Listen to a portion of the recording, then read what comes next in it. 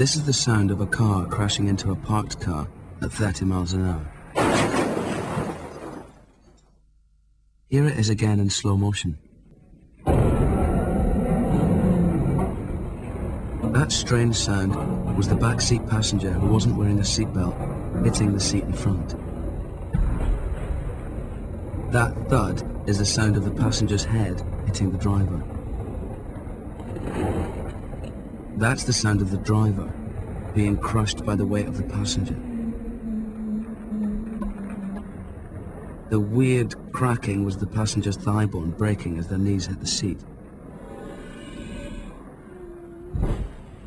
That's the sound of the passenger, having killed the driver, sitting back down again.